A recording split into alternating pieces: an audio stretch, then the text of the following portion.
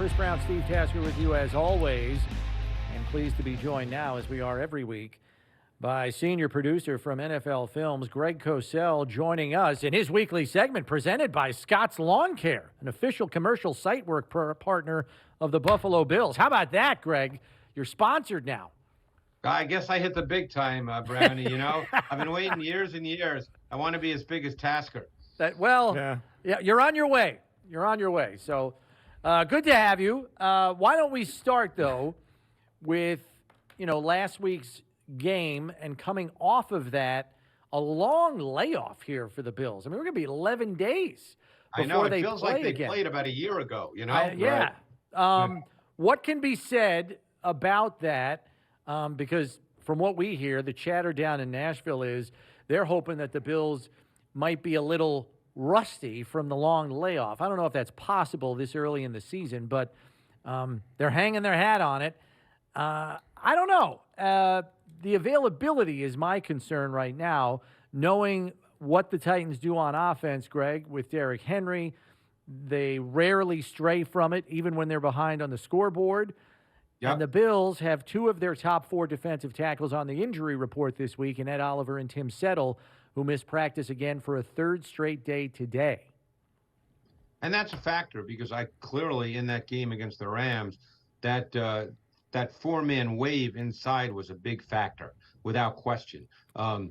So we'll see. There's no question that Henry is the player you have to stop. And the key thing with him is big plays. They did not have a big play in the run game against the Giants, and therefore Henry ended up with less than 100 yards. Tannehill was actually pretty efficient. They just didn't create any big plays, either running the ball or really in the pass game. And, they've got some concerns on their O-line, and I'll be very curious to see how they try to handle the Bills' pressure. Because obviously, what you mentioned about Settle and Oliver, but the edge pressure is still going to be there. They start a rookie at right tackle in Petit Frere from Ohio State, who actually played very well, guys, in the first game. But he will have some welcome to the NFL moments. There's no question. And I have to tell you, based on tape study, and I actually talked with the coach about this as well, Taylor Lewan has really not been that strong at the left tackle position. I would agree. And the tape tells you that, because last year, I went through this summer all their third down snaps, the Titans, that is, and they helped Taylor Lewan an awful lot on third down. So that tells you what you need to know. I'm not making a subjective statement. They're telling you that they need to help him because they're helping him on third down. Yeah, and if he needed help on third down, they got a rookie right tackle. I mean, and we saw the Bills throw 7 sacks at the Rams this last week. And first of all, wrap up that game with the Rams. Was the Bills' defense at both in the back end and in the front, were they that good on Thursday night, or were the Rams surprisingly not as sharp as you expected them to be? I mean, give us a little synopsis of how the Bills' defense played, because it looked really dominant. It was dominant up front for sure. As you guys know, Jordan Phillips was absolutely dominant. He had some really strong snaps as an inside pass rusher versus the left guard Edwards. He really popped on tape. I thought he had some really strong run plays as well. He was probably the player that I don't want to say surprising, because I think he's been a good player in the league, but I think that you didn't necessarily expect that, but he had many dominant snaps. The issue for the Rams, it was their O-line. It starts there. They couldn't protect. We saw what Von Miller did to Noteboom at times. Epinesa had some really good rushes. I mean, that matchup of the D-line for the Bills versus the O-line of the Rams was really problematic for the Rams. Now, again, if Settle and Oliver don't go, it's still a really good D-line. And keep in mind, the left guard for the Titans, Brewer, he's about 280 pounds. So I'll be really curious to see how that works when Phillips is in there, because Phillips is what, 310, 315? He's more like 330. Well, there you go. And he's actually got pretty light feet. Yeah, so right. I think there's still going to be a significant advantage for the Bills when it comes to pass rush. Obviously the number one point in this game is run stopping, because think of it this way. It's not just you're trying to prevent yards. Obviously, that's a given. But the last thing you want in this game is the Titans coming on the road where, the stadium will be crazy and controlling the pace and tempo of the game with their run game, because you don't need to have 50-yard runs to do that.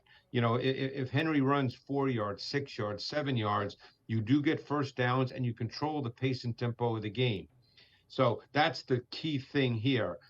Right now, I'm not sure they really have the wide receivers that you would expect to be able to make a lot of big plays at this point in time. Right. Let's examine that a little more closely, though, Greg, because a guy that landed on the Bills' injury report yesterday was Dane Jackson with a knee injury. Did not practice yesterday, did not practice again today. So there is at least the potential for the Bills to be starting 2 rookie corners on the outside with Taron Johnson in the slot in the nickel package. I know that this is not a juggernaut passing offense, but as you pointed out, Tannehill can still grip it and rip it. And I thought he made probably a handful of some really nice throws last week against the Giants. What do you foresee there? And might the Titans be tempted to maybe give Tannehill 5 to 8 more pass attempts this week if Henry is held in check and doesn't have one of those 50, 60-yard runs? Yeah, and you bring up a great point, Brownie. And I always think to myself when I watch the Titans, the conversations their coaching staff has, because we know it starts with Derrick Henry. We know that. But, last week Tannehill was 9 for 10 for 135 yards and 2 touchdowns on first down. Okay, that's really good. So I always think to myself, what do they talk about? Do they think, hey, yeah, we got Derrick Henry and he's our foundation, but boy, if we could throw the ball on first down and be really effective, maybe that's our better way to try to create explosive plays, because there's no question that every team, and the Bills won't be any different, really go into a game with the idea that based on fronts, based on second level alignments, that your goal is to shut down Derrick Henry. So, I think about that, and I'm sure they're thinking about it as well. So I don't really know, none of us know until they play. Here's my other question for you. We've seen at times, we saw it last year with New England. They rarely do it, but is this a game where they would do it if the Titans play a lot of 2 tight ends? Last week they lined up with 3 tight ends on occasion. Is this maybe a chance where they do take Johnson off the field and put another linebacker in? Obviously, that's only going to happen a couple of times, but we have seen it. Could that happen? It could, but the Bills are very reluctant to come out of that. And I even looked, because I looked at last year's game against the Titans. A.J. Klein was the 3rd linebacker on this roster last year. He got 3 snaps. I know. I saw that. I looked at that as well. So, that leads you to believe that they'll leave Johnson on. And by the way, Johnson is a very good player. Yes. He's very competitive and very good against the run. He's not – I don't view him – I don't know how you guys feel, but I don't view him as a liability in the run game. No, I don't think anybody does. I think one of the things you got to look at, too, is the Bills. I mean, there's a scenario now, at least, we're 4 days away, but it looks like it could be Christian Benford and Kaiir Elam starting at both corners on the outside with Taron Johnson inside. Right. What kind of the weapons of Tennessee, they're not the weapons they had last year. It's not A.J. Brown and Julio Jones.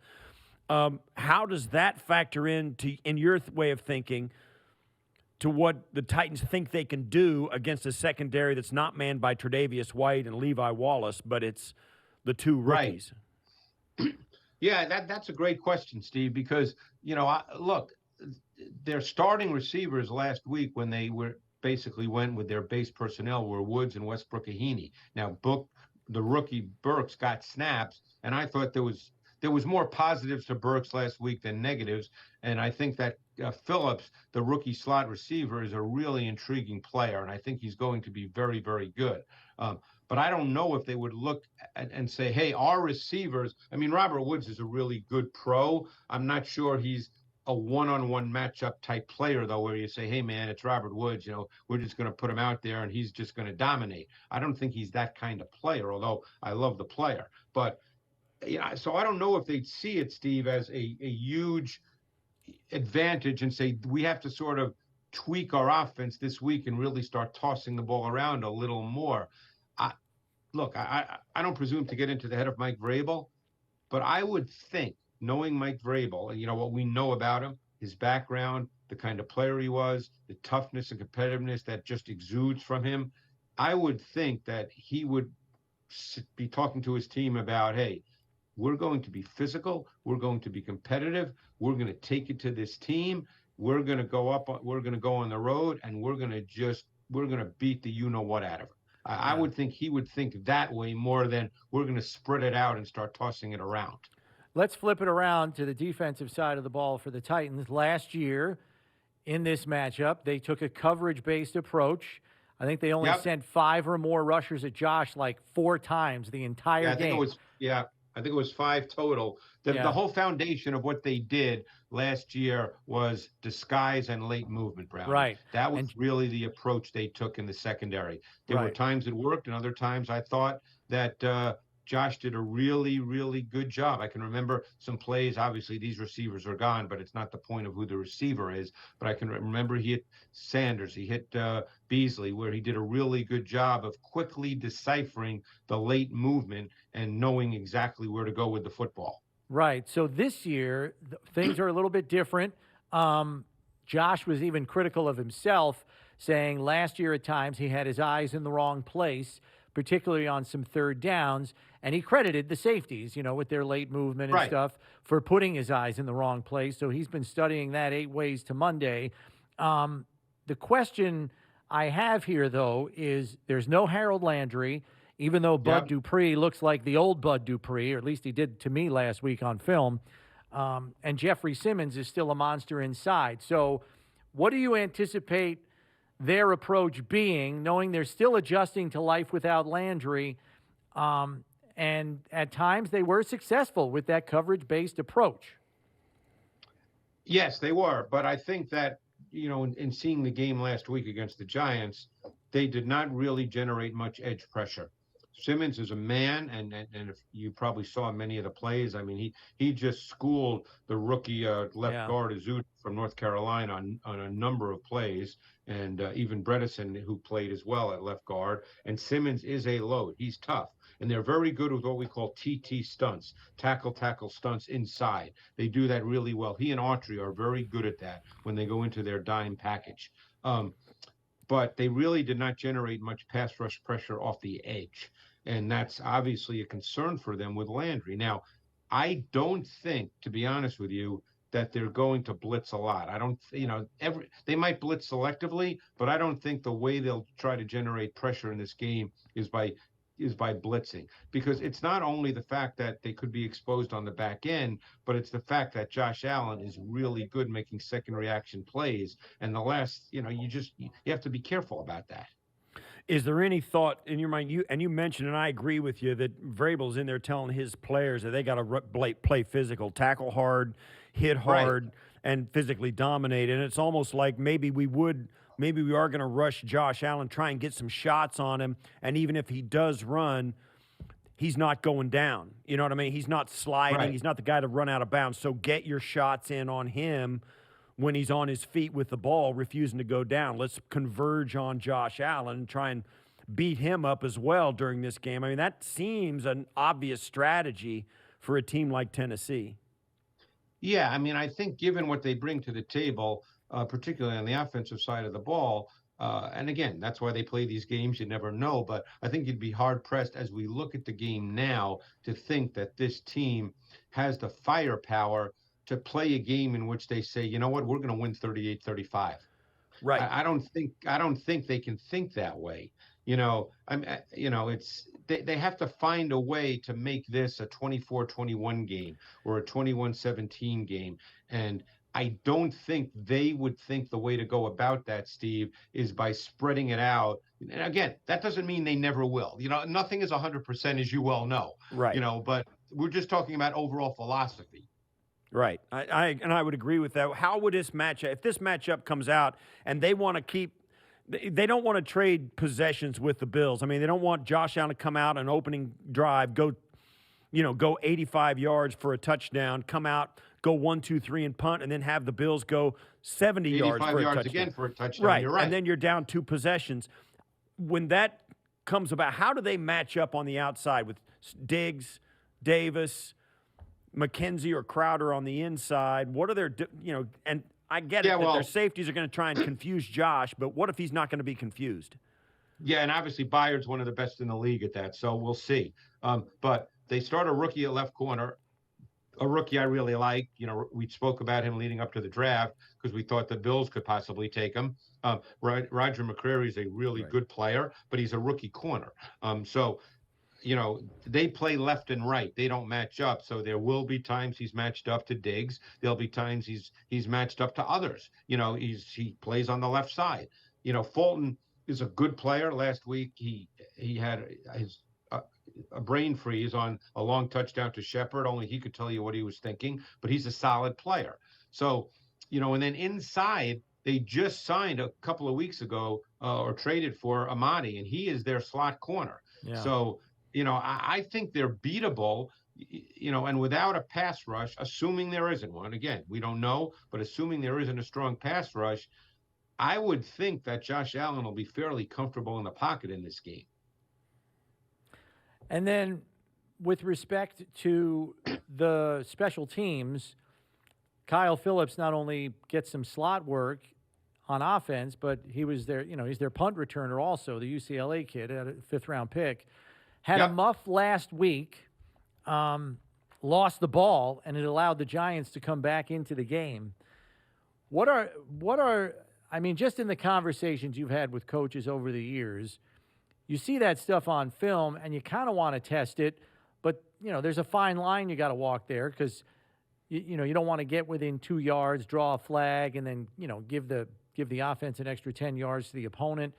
I'm just wondering, when you see that on tape, much like the Titans are probably looking at James Cook fumbling on his first career carry, along with Zach Moss, and are probably going to be mindful of that. How do you approach that from a special teams perspective when you see somebody coughing the ball up, especially a young player? It's not the coughing it up so much. Hearing you talk made me think about how coaches might see this game, like how Mike Vrabel might see this game. Does he go into this game with the idea, and he wouldn't tell his team this, that, we're not as good. I don't think coaches say stuff like that, Steve, but maybe I'm wrong. But yeah, you're right. This might be a game where he's thinking in terms of field position. Maybe he's trying to think that, okay, instead of going for it and being really aggressive, maybe we want to play a game where we kick it and we put the Bills down inside the 5-yard line and we try to sneak in, an extra good possession where we can get the ball at the 50-yard line. I don't know. This is where a philosophy of a coach and a philosophy of approach comes into play. Do you go into this game with the idea that you have to match the Bills and like I said, win a 38-35 game? Or are you going into this game with the idea that you're playing to make it a 21-17 game? Because I think that changes your entire approach in some critical situations, which include special teams. Let's look at the Bills. One last look at the Bills' offense for me. Let's talk about Crowder and Knox. Crowder got in, made some really key catches in the L.A. game. Seemed really steady, was their punt returner for the game. And Dawson Knox really didn't get much of a chance to contribute, except in the running game, that kind of thing. If you're looking to give the Titans something this season that they haven't seen, those 2 guys might be the new wrinkle that the Bills could use. Yeah, I mean, I think Dawson Knox, we know he's very athletic. We know he can detach from the formation. They have so many weapons. That's the thing. It's not going to be a situation, probably with the exception of Diggs and maybe Davis, where other guys will be week to week, depending on the opponent, depending on how the game is playing out, depending on how the coaching staff sees certain things that they see as the game plays out. But Dawson Knox can certainly be a matchup problem. And the Titans kind of mix and match coverages. They're not hardcore one or the other. It's not like, let's say the Patriots of 2-3 years ago, where you say, you're going to get man coverage no matter what. The Titans are not necessarily that kind of team. So they'll play different coverages situationally. So Knox, he certainly could be a factor. I think one of the things that has stood out to me about the Bills, and I think it showed up really well early in that game, week 1, was I think they've become very good situationally. As soon as I saw the touchdown to Davis, I said, God, I've seen that play before. I think they've become really good in those situations, and I think those kinds of things are really, really important in winning games. Last one from me, Greg, concerns the usage of Reggie Gilliam, which was pretty varied and interesting. Sometimes he was a true fullback in 21 personnel. Sometimes he looked like more of an H-back. It looks like one of the new wrinkles that Ken Dorsey's bringing to this offense. I'm just curious as to your thoughts about his usage, number one, and where it might go going forward. And that may tie in with the hiring of Aaron Kromer, because, I think they would like to run the ball a little more. And I think they'd probably like to run it, line up and say, here, we can run the ball with some physicality. And Gillum played 19 snaps in that game. Now, I don't know if he'll play 19 every single week, but I think that they would like to be able to line up in base personnel and say, we can run the ball, we can pound the ball, we can play multiple ways. So we'll see if that continues. It's really interesting, Brownie. We don't know that because obviously last year there were very few games in which he played a lot of snaps. So we'll see. But, my sense is that they would like to line up and run the ball. Look, everybody talks about Josh running the ball and how that's no good. That becomes hypocritical in a lot of different ways because, hey, I'm in the Philly area and everybody says, God, they need to have Jalen Hurts run the ball more. And no one says anything about that. So, it's just Josh is a better passer, obviously. So we'll see. But I do think they'd like to have a more physical run game. Well, before we go, what's your first question you would love to see answered in this Bills-Tennessee game? What are you looking for matchup-wise that you're wondering about most? Oh, that's I think, to me, the biggest matchup that we don't know the answer to is going to be Henry and the run game versus the Bills D. Because last year, obviously, Henry had the big long run, and that got him up to what? Brownie, was it about 150 yards Henry had last year? Give or take? 143, I think he finished with, yeah. Yeah, and he had the long run. And that's the critical piece to me, because I think that the offense for the Titans is not really a big play offense. And I'm not sure it can be right now. And again, having said that, that doesn't mean they can't hit one, because who knows? But I don't think that's what they really are. And I think if you can keep Henry from big plays, Steve, then you really have a distinct advantage. I mean, that's what happened this week with the Giants. Henry's long run was 18 yards. And other than that, he may have only had one other run that was 10-plus yards, if memory serves me correctly. Right. And that changes everything about the Titans' offense. Right. Just like a giant run changes everything for them because it allows them to keep running it. Because that usually, when he has a 40-plus yard run, he usually finishes one of those in the end zone, just like what happened last year in the game that we saw in Week 6. Greg, thanks as always. Enjoy the Monday night matchup. We'll be talking to you about it next week. Thanks, Greg. Thanks. Appreciate it, guys. Thanks.